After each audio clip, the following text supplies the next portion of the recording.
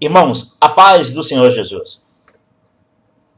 Este é mais um vídeo de uma série de vídeos, que no momento está em 16 vídeos, postados, acho que 2 ou 3.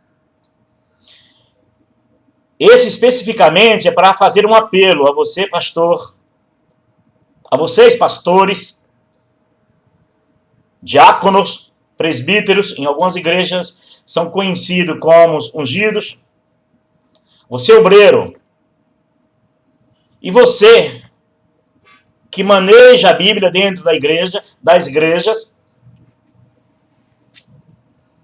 e tem a Bíblia como livro de regra e fé.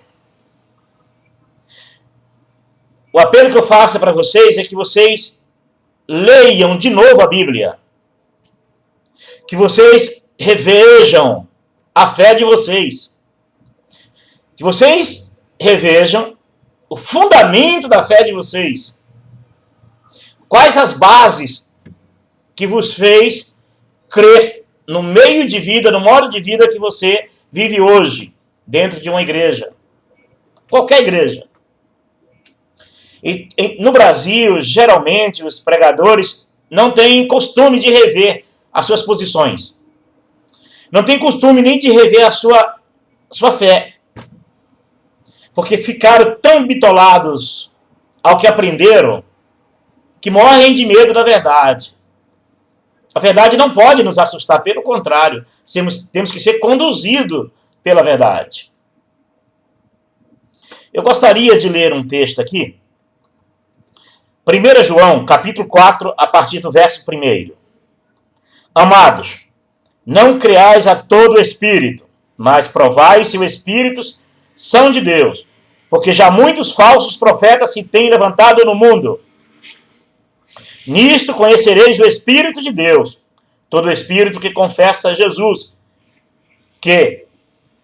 todo espírito que confessa que Jesus veio em carne é de Deus. E todo espírito que não confessa que Jesus Cristo veio em carne não é de Deus.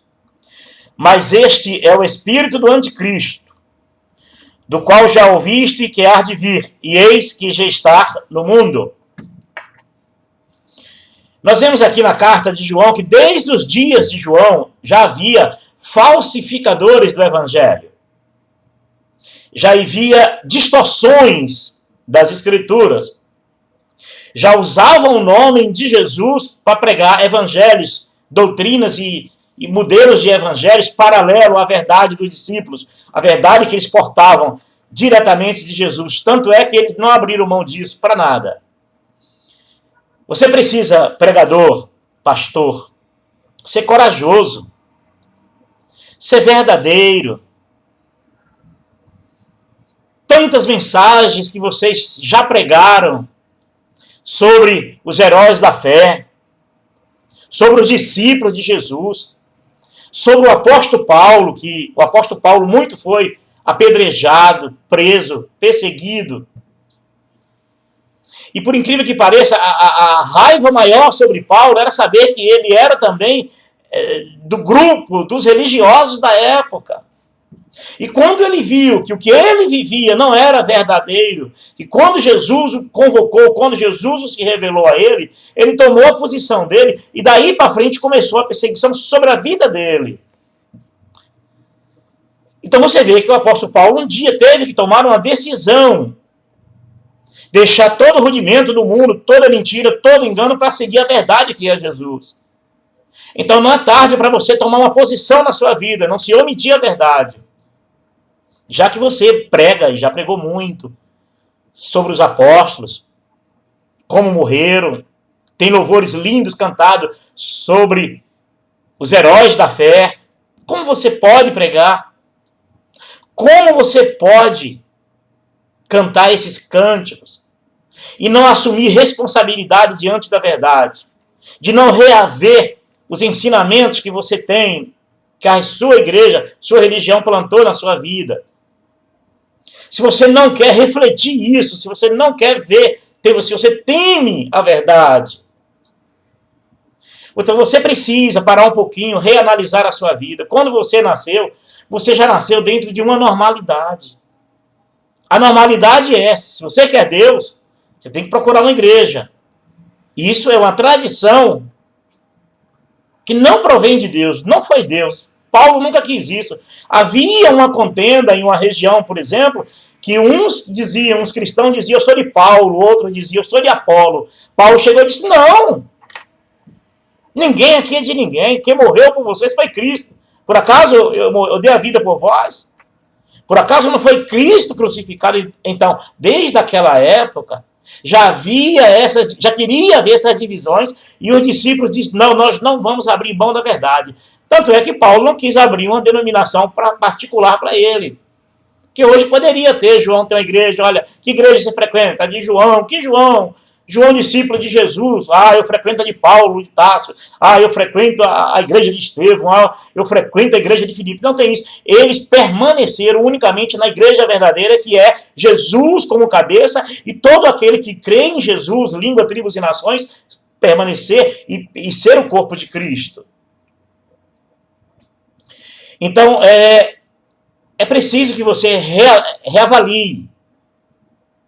Porque quando você nasceu, nunca te explicaram isso, como também ninguém me explicaram.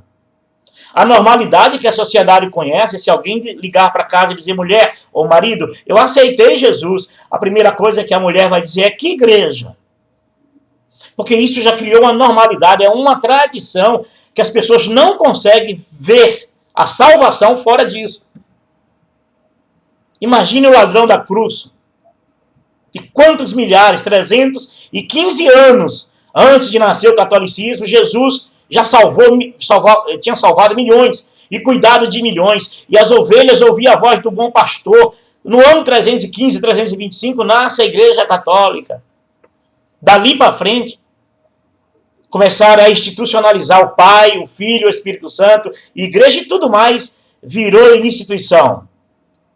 Aí depois Lutero copiou, o rei Henrique copiou, e isso vem varrendo o século e a história, e o homem nunca se desvincula disso, e os que são envolvidos com isso morrem de medo de ir contra esse sistema, de denunciar esses sistemas. Não façam isso. Você não está contribuindo com a verdade, nem com o evangelho sendo omisso, se omitindo, fazendo vistas grossas de tudo que você tem visto. Vocês sabem que estão saqueando a verdade. Vocês sabem que estão mentindo para manter de pé o sistema religioso. Vocês sabem que é impossível pregar uma mensagem dentro de uma instituição, praticamente pregar dentro de uma instituição, sem que você não seja repreendido pelos líderes. É quase impossível. Porque toda a verdade que está contida dentro das Escrituras, que não fez parte dos ensinamentos de Jesus, ele não pediu, não mandou, nem orientou o que fizesse. O próprio João disse isso em uma das cartas dele. Aqueles que vai além das doutrinas e dos ensinamentos de Jesus e não permanece nele, esse não tem um pai e não tem um filho. Então você percebe que João, ele insiste nisso. Deixar a verdade para a mentira é de forma muito sutil. É como os falsos profetas. Como eles poderiam surgir no século XXI se não fosse de uma forma sorrateira, com sutileza, com todo mundo aceitando, ninguém pode desconfiar de ninguém, que esses homens representam o Deus eterno, representam a santidade. E as pessoas viveram nesse amaranhado, nessa vergonha, e não conseguem se libertar disso, porque acreditaram e não deram nenhuma chance para o seu raciocínio, para a sua mente, a parar e a pensar e dizer, é assim. Sempre foi assim. A vontade de Jesus foi essa. O que é pregado nas igrejas são práticas de Jesus. Foi ele que orientou a isso. E os discípulos? Por que essas práticas não são as que Jesus praticou e ensinou e os discípulos? A fé, por exemplo. A fé não pode estar atrelada a fazeres. Lembra da mensagem sobre Abraão? Que o que foi imputado sobre a vida dele não foi sobre obras, mas sobre a fé. Que ninguém será salvo por obras. E não adianta muitas vezes nós evangélicos acusar os católicos espíritos que fazem obra, tal, não. Nós evangélicos somos tão viciados quanto. Porque o sistema religioso precisa de voluntários que mantenham de pé o sistema, e precisa de lavadores, pintadores de igreja, levantadores de igreja. É um trabalho infinito que não acaba nunca. Não acabam nunca. E, por incrível que pareça, dificilmente você vai ver um pastor dizendo: gente, vem aqui, vem à casa de Deus. Mas não precisa vir aqui na minha igreja, não. Vai na igreja do vizinho lá mais perto da tua casa, porque também não é casa de Deus. Geralmente eles não fazem isso. Mas eu vou voltar aqui para o texto, que o apelo que eu estou fazendo para você é que você reflita, que você observe, que você julgue o Espírito que opera através de outros e te orienta. O que você vive, o que você faz, as tuas práticas, aquilo que você crê. Como isso nasceu, como parou dentro do teu coração isso, quem implantou isso. Você precisa reaver a Bíblia, não mais com um olhar denominacional, olhar do Espírito de Deus. Até um olhar crítico, que te faz refletir, que te faz pensar. Um olhar que você possa, por exemplo, ver com ângulos que você nunca viu, porque nunca te deixaram ver. Que você possa ter o direito de pensar, de questionar. Para que você não engane outras pessoas, como eu enganei muita gente, porque eu fui enganado e não reavaliei a minha fé, não reavaliei a Bíblia, não reli a Bíblia com o olhar, mas um olhar, não um olhar focado, segundo aos conceitos e rudimentos que a igreja me colocou, não. Um olhar aberto, é o sair da igreja, é o sair para fora, é libertar-se, introduzir-se em Jesus. Então tem dentro desses conselhos que o apóstolo João dá sobre os falsos profetas, ele não podia ir contra a mensagem de Jesus que diz que nos últimos dias irão surgir falsos profetas. E vem em nome dele fazendo milagres que, se possível, enganaria até os escolhidos. E que se ouvirdes dizer: olha, o Cristo está aqui, o Cristo está ali. Hoje estamos vendo isso. Olha, na minha igreja Deus está operando. Vai na minha igreja que lá Deus vai falar com você. Jesus vai te abençoar lá. Então é a mesma, os conselhos que Jesus deu. Não decreto a esses. Muitos irão dizer naqueles dias: olha, ele está no interior da casa, não entrem. Ele está lá de fora, não saia. Porque Jesus está dentro de você. Ele é o bom pastor e as minhas ovelhas, ele diz, ouve a minha voz e me segue. Então deixa Jesus falar com você.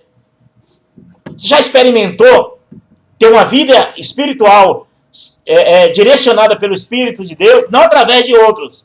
Porque todas as igrejas e religiões alegam a mesma coisa, todas elas. Ó, Deus me revelou, o Espírito Santo me deu uma visão. Constantino não foi assim, a Igreja Católica não nasceu nisso. Todas. O islamismo não nasceu nisso.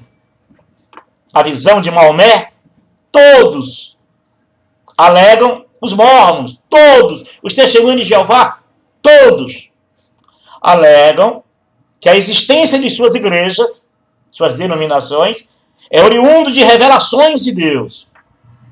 Por incrível que pareça, todas creem no mesmo Deus e se matam uma com a outra, dizendo que a outra é do demônio e a dele é que é de Deus. É incrível. É um tomando cliente do outro, outro tomando cliente do outro e vão trocando. O cliente briga com essa igreja aqui, o pastor diz: a porta está aberta. Então o cliente vai para outra, porque está vindo crente de outra igreja para dele. Então eles estão bem por isso, porque nunca vai faltar essa clientela fácil. Graças a Deus, Jesus me libertou e hoje eu sou livre em Cristo Jesus e não sou mais um dependente de igrejas. Hoje eu dependo daquele que banca a minha vida, que é o Senhor Jesus. Até aqui ele tem bancado a minha vida, tem cuidado de mim.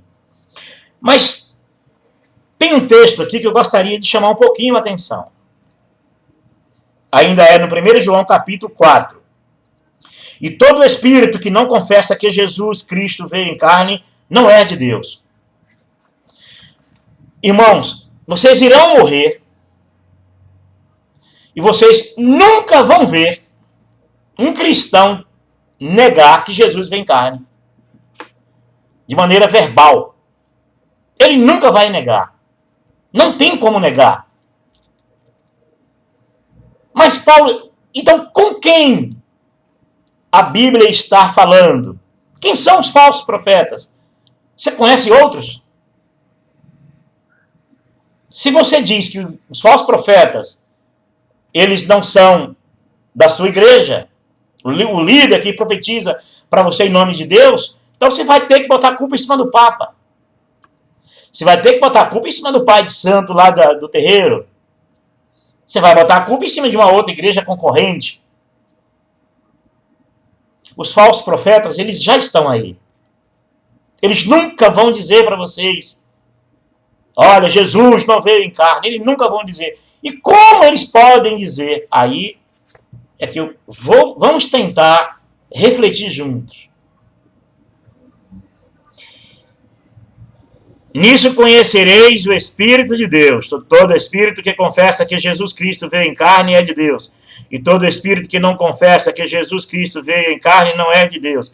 Mas este é o espírito do anticristo, do qual já ouviste que há de vir. E eis que já está no mundo. Então, os conceitos que operaram naquela época, eles vêm varrendo séculos. E vêm encontrando portadores que vão portar os conceitos do anticristo, que é preparando o caminho para a vinda do anticristo. Então, como negar? A Bíblia diz que no princípio era o Verbo, e o Verbo era Deus, o Verbo estava com Deus. E o Verbo se fez em carne e habitou entre nós.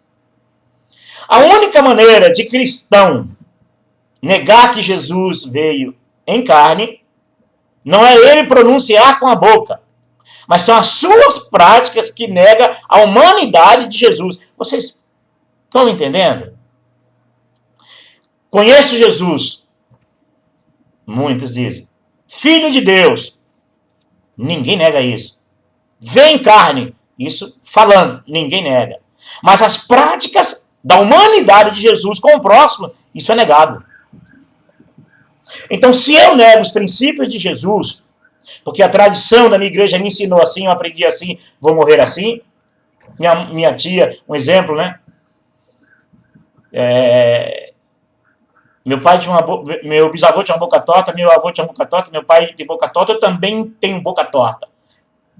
Não é assim, é a síndrome de Gabriela, né? Eu nasci assim, vou morrer, da música, parece, né? Eu nasci assim, vou morrer assim, vou viver assim. Não. Nós fomos chamados para a luz, para viver na luz, para romper com qualquer engano, a qualquer hora. O homem de Deus, o servo de Deus, os filhos de Deus, não deve estar preso a pessoas, debaixo de autoridade, debaixo de poder humano nenhum. Nós somos chamados para ser livres, para sermos irmãos na fé, não sermos dominados por alguém. Então você, pastor, você precisa perceber se a sua igreja, os ensinamentos da sua igreja, negam a humanidade de Jesus. E negar a humanidade de Jesus não é tão difícil de compreender. O próprio Jesus disse, tive fome e não me deste o que comer, tive sede e não me deste o que beber, estive enfermo e não vieste me visitar. Por quê? Porque a ocupação de fazer render os dividendos da igreja, o patrimônio, o enriquecimento da igreja, a existência da igreja, o envolvimento das pessoas são tão grandes a essas máquinas que elas esquecem de ser humana, de viver Jesus na sua humanidade. E a humanidade de Jesus nunca foi construir templos. A humanidade de Jesus, se tiver de gastar, é gastar com os necessitados, com os pobres. E Jesus sempre fez isso. Então não tem sentido as instituições religiosas se preocuparem tanto no seu poder econômico, em tamanho, em grandes megas igrejas, e um povo vivendo uma fome, na miséria. A nação ainda vive na miséria. Então eu até peço a esses líderes religiosos, os mais bonzinhos, que vendam seus templos, venda para os hipermercados, venda para o cinema, para shopping, faça qualquer negócio, e ajude a África, porque Jesus nunca precisou desses templos, desses ornamentos. Você é templo do Espírito Santo. Deus habita na tua vida, então você não precisa de templo para viver em Cristo. Jesus nunca precisou disso. Os discípulos, se quiser, teriam construído milhões. Na verdade, esses templos aí deveriam hoje estar com o nome de João, de Pedro, de Paulo, de Jesus. Não, todos dizem que é de Jesus, mas o dono é quem fundou. E seus amigos mais próximos. Reajam, percebam se a igreja, se as práticas da igreja negam a humanidade de Jesus. Não é negar o nome, não é negar a falácia, mas é as práticas. Então, todos que doam valores para essas igrejas creem que estão dando para Jesus. Agora, quando é que esses valores chegam na mão de Jesus? Nunca. Porque só chega na mão da instituição para ela se enriquecer e se perpetuar. Até a 5ª geração dos fundadores estarão garantidos. Vida financeira, vida acadêmica, vida cultural, tudo. A tuas custas. Então, pastor, se você ama o evangelho de verdade, o apelo que eu te faço é esse. Se você ama a verdade, você ama o evangelho, revê a Bíblia. Se você crê que a Bíblia é o livro de regra e fé, seja verdadeiro. Todas as vezes que você abrir a Bíblia para pregar sobre os heróis da fé, que você reflita um pouquinho o porquê que eles morreram, você reflita um pouquinho se eles negaram a humanidade de Jesus. Nenhum deles negaram. Você vê isso até em Atos dos Apóstolos, né? Quando os irmãos se reúnem, inclusive até é um livro muito usado para que algumas igrejas usam para dar base à sua existência do culto diário e tal, mas eles desprezam o 2,45, pega o 2,46, que diz que os irmãos todo dia se reuniam no templo. Aí eles pegam isso como base para ter culto todos os dias em suas igrejas, e ali um lugar de igreja. Então, se isso é regra e fé para cristão, que isso não é doutrina nem mandamento de Jesus, que tem que ter um templo, tem que ter um local, isso não é mandamento de Jesus, como também não é pecado. Eu só acho que os valores que as pessoas estão dando, estão crendo que é para Jesus e tal, que seja para Jesus. Mas o Atos 2,45 diz que naquele mesmo período, eles vendiam suas propriedades e distribuíam com os pobres. Então as igrejas deveriam, já que praticam Atos 2,46, um versículo a mais, pratique também logo, comecem a fazer isso um versículo a menos. Troque os templos por comida, principalmente para os desempregados, enfermos, dentro das vossas igrejas, que estão desempregados, pais de família, as pessoas doentes, que precisam de próteses, cirurgias, e não dá para esperar, estão morrendo aí nas filas do SUS. Então vocês poderiam, como humanos, e que não nega Jesus, que veio em carne, então se você não nega, você vive na humanidade de Jesus, você prega a humanidade de Jesus, porque assim, não adianta fugir disso. A Bíblia é clara, Cristo em vós, a esperança da glória. Então se você crê em Jesus, e você confessa que Jesus é o Filho do Deus vivo, e que veio em carne, pratica a humanidade de Jesus, o amor, a bondade, a mansidão, a misericórdia. Então, não seja um patrocinador desses esquemas religiosos. Não façam isso. Não sejam cúmplices. Patrocine o pobre coitado, o necessitado, porque até no período da igreja primitiva, os valores que eram recebidos eram para as viúvas, principalmente as da Grécia, que na época estavam em crise. Nunca foram. Você não vai ver na Bíblia, você não vai ver da vida dos discípulos, na vida de Jesus, em nenhum momento que usaram dinheiro para fazer templos de mármores lindos, de madeiras nativas, destruindo Mata Atlântica, para fazer bancos de igreja. Você não vai ver isso. Sempre, todas as coletas, tudo que foram doado no Novo Testamento, foram unicamente para ajudar as pessoas. Alguns até para evangelização, para manter a evangelização. Mas vocês não fazem isso porque vocês não estão evangelizando. Pregar para crente não é evangelizar. Eu não estou evangelizando aqui. Que evangelização? Eu vou ouvir a palavra de Deus. Para com isso, ouvir a palavra de Deus. Deus está dentro de você, quer falar com você, como Jesus até ensinou. Entra no teu quarto e ora o Pai em secreto e ele te ouvirá. Então, pregar para crente, solta esse povo. Esse povo já crê, já pode se alimentar com as próprias mãos. Aquele que de mim se alimenta, por mim viverá. Então deixa o povo viver Jesus. Eles já sabem sobre Jesus, já se converteram a Jesus. A Bíblia diz, ide pelo mundo e anunciai o evangelho, pregai as boas novas. Você não já pregou, as pessoas não já estão convertidas? Ou então diz para os convertidos, olha, vão evangelizar, gente, vão viver Cristo, a humanidade de Jesus. Vão viver a vida e a abundância que o Senhor Jesus deu. Vão amar mais as esposas, vão amar mais os vossos filhos, vão perder mais tempo amando a esposa, filhos, parentes, amigos, e menos tempo socado dentro dessas igrejas. Porque vocês já são salvos. Você não crê nisso não, gente? Vocês, até quando? Imagine você ter um menino com um filho com 40 anos e você dando comida na boquinha dele, porque ele não sabe se alimentar sozinho. O sujeito tem 40 anos de evangelho, 40 anos de igreja, vou para a igreja me alimentar, ouvir a palavra de Deus. Para com isso, acorda, cresce. 3 dias que eu não estou na igreja, estou morrendo espiritualmente. Acorda, rapaz, toma vergonha na cara, rapaz. Que fé é essa? É justamente isso que a Escritura tenta nos ensinar.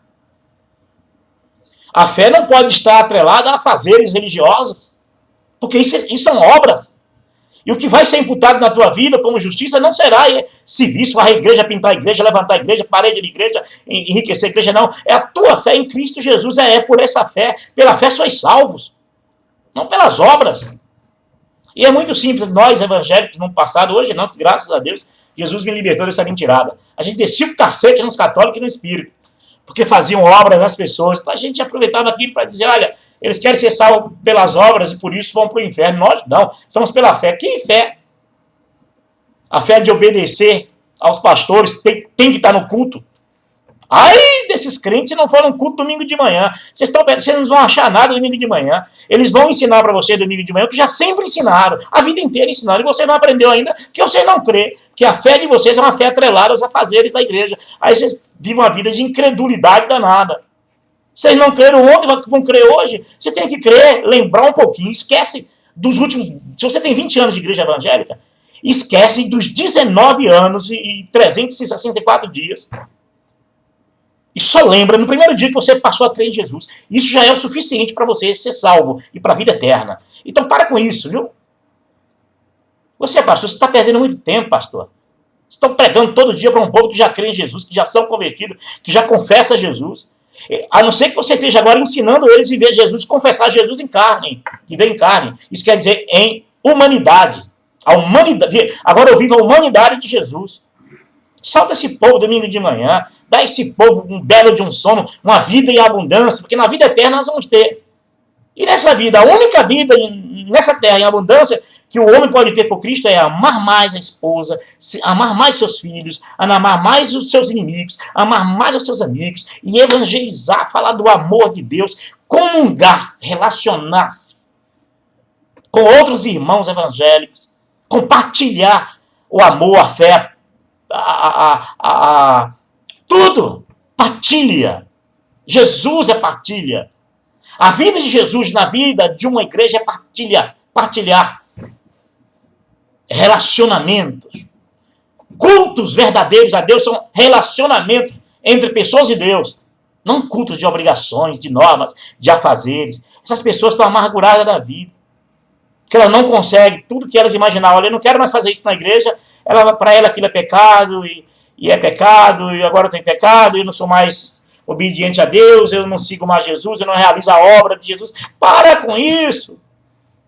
Vai pregar o evangelho para quem não crê, vai evangelizar quem não crê, agora para quem já crê. Fica aí levando cliente para essas igrejas. Tira da Batista, põe na Maranata. Olha, chegou 10 pessoas ontem que se converteu. Converteu coisa nenhuma. Elas já são convertidas. Elas estão num processo de vida eterna com Jesus. Olha, chegou na Deus Amor 20 pessoas, de onde? Da Maranata, da Batista. Para com isso. São povos crentes em Cristo Jesus. É um povo que está ali, só vão buscar vocês porque não aprenderam a viver Jesus fora do quadrado. Liberta esse povo. O apelo que eu faço a você, pastor, a vocês, pastores, obreiros e diáconos, releia a Bíblia. Reveja a posição de fé. Tente viver a humanidade de Jesus. Tente confessar Jesus que veio em carne, não em palavras, mas em atitude, em gestos. diz ao mundo, à humanidade de Jesus. Vocês não percebem que quem criou o ateísmo foi esses sistemas religiosos que prometeu um Deus e não cumpriu? Teve revelações e visões que nunca se cumprem. E 1000 cumpre uma. Uma é usada como propaganda. E as 999 cai no esquecimento, que crente não vai atrás. Ao caso de um pastor que em um culto disse assim: Deus me revelou que nesse dia, nessa noite no culto, tem 30 pessoas que Deus vai fazer uma grande operação nessas pessoas e cada uma vai trazer R$1.000. Hoje Deus vai operar neste lugar. Ele quer só 30 pessoas aqui. Porque depois que essas 30 trazer cada uma R$1.000, o milagre vai acontecer. Não foi 10 lá na frente. Mas a revelação de Deus disse que era 30. Não foi nem 10. Aí termina o culto, a paz do Senhor, glória a Jesus, aleluias. E ninguém percebeu a mentira do mentiroso. Se Deus falou 30, por que não foi os 30, foi 10? Quem está mentindo? Deus ou o profeta? Se o profeta é verdadeiro, então Deus é mentiroso.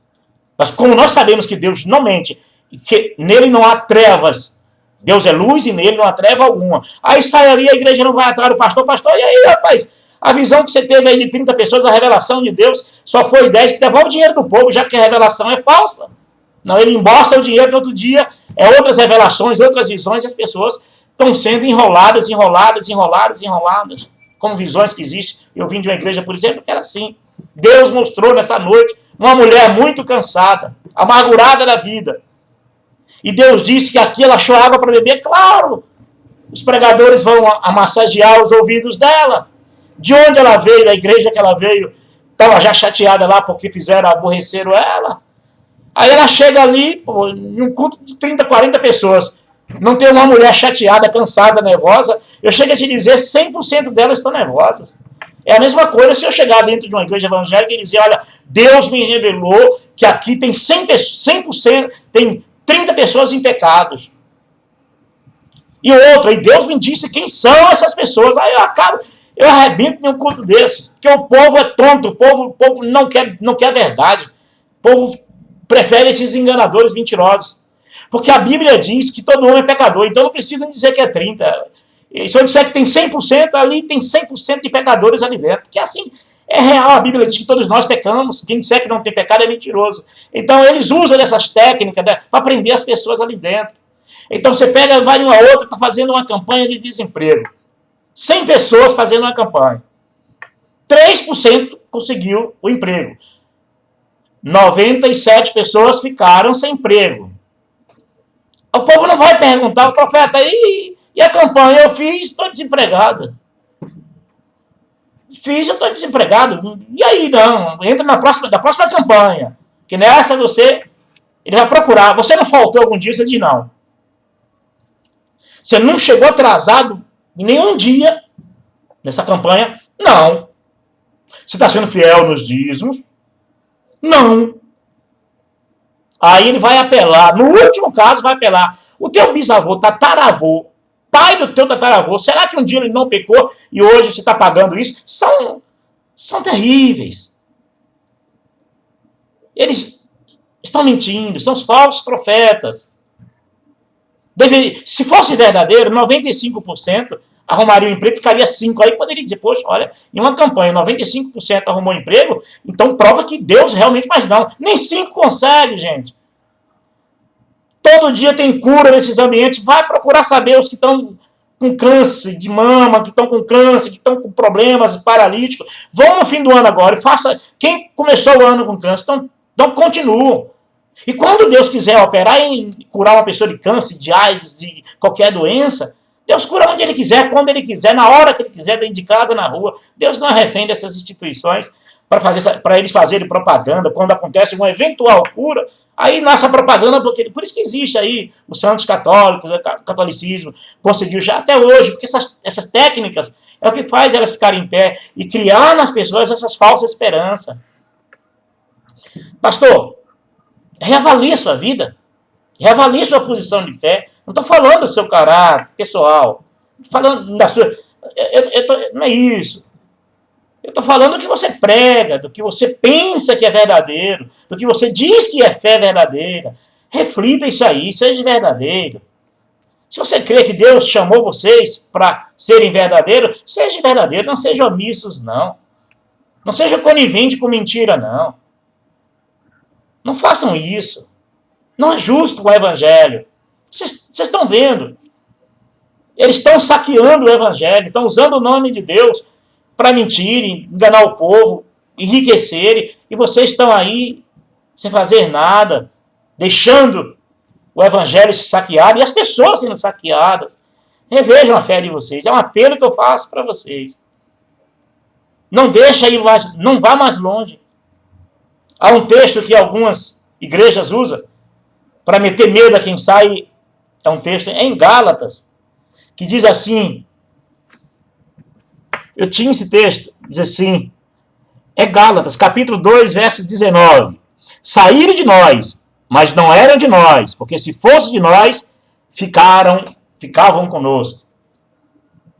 Não tenha medo desse texto não, porque esse texto aqui, a maioria de igrejas usam de forma para violentar a sua decisão, a sua opinião, para te meter medo, para dizer que você está saindo dele, está saindo de Deus, da verdade.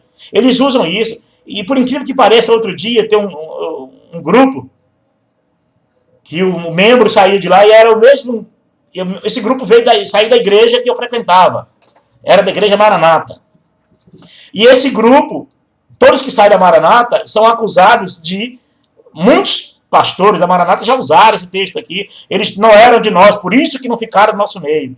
Então usaram da Bíblia para a autenticidade das suas mentiras e deixar a pessoa que saiu na pior. E esse mesmo grupo, um grupo que saiu, aí saiu de novo agora deles, e eles usaram a mesma técnica da igreja mãe, que é assim, a igreja católica fez isso, alegou, olha, esses evangélicos protestantes não saíram de nós porque não eram nossos, não eram da verdade, por isso que não ficaram no nosso meio. E as igrejas evangélicas, assim, uma sai da outra, desde lá do movimento da Rua Azusa, que essa confusão já vem criando. Falso avivamento, que só serviu para enriquecer meia dúzia de legiões aí na terra aí. E Jesus disposto a operar gratuitamente, a amar gratuitamente, a partilhar o seu grande amor, a humanidade de Jesus. Avivamento é isso, na tua vida. O verdadeiro avivamento está na tua vida, quando você diz, eu não quero mais a mentira. Para mim chega, para mim basta. Eu quero ser verdadeiro, quero pregar a verdade. Eu quero que Jesus habite agora no meu coração. Isso é avivamento. Avivamento não é puro, crescimento de igreja, não. Pelo contrário. Jesus advertiu sobre os falsos profetas. Tá bom? Querem mais outros falsos profetas? Os que estão aí não são suficientes já para vocês? Para mim já esgotou a cota de falsos profetas que passou pela minha vida, acabou. Jesus deu um couro neles. Saíram do meu coração na base de chicotadas. Só não foi literalmente isso, porque se fosse naquela época, Jesus faria isso. Pegava um chicote e disse, olha, eu vou tirar vocês do coração de Paulo na base de chicote. Mas, ao menos, de onde eu vim, os líderes que eram os santos da minha igreja, os ídolos da minha igreja, do meu coração saíram debaixo do chicote.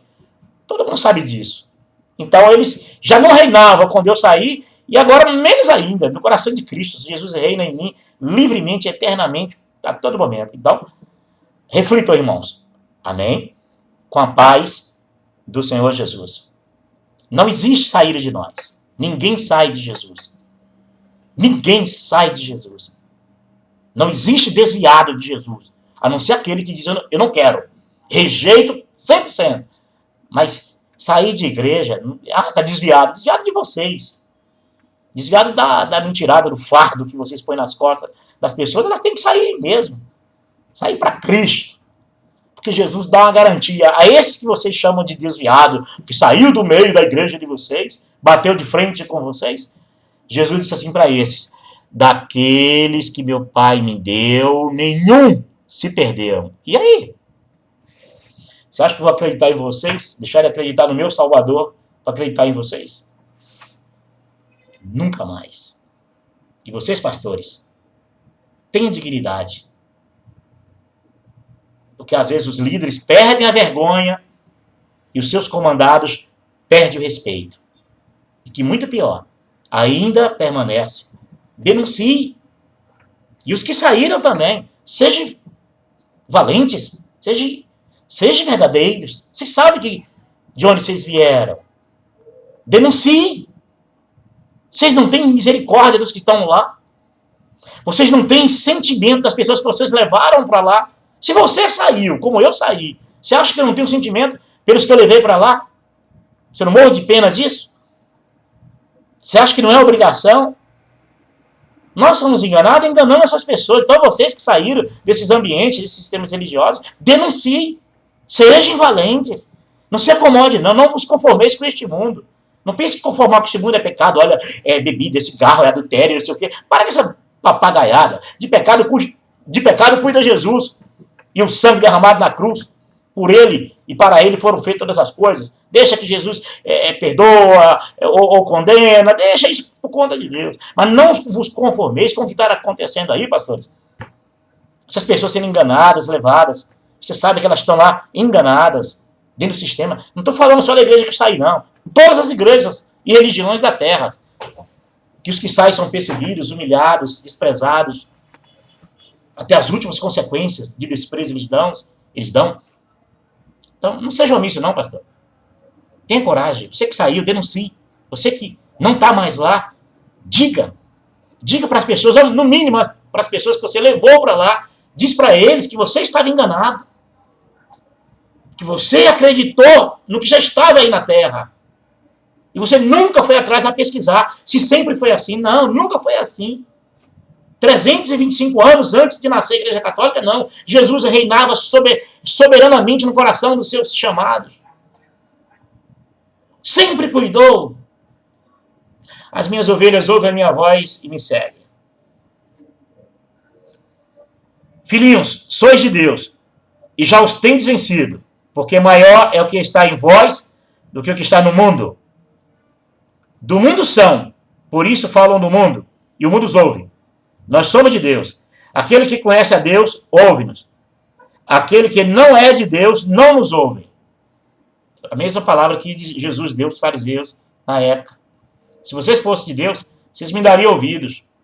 Estão com medo de eu acabar com a religião de vocês? Vocês acham que eu sou uma ameaça para a religião de vocês? Amém, irmãos? Ouça o que eu disse para você. Releia a Bíblia. Não vá por mim.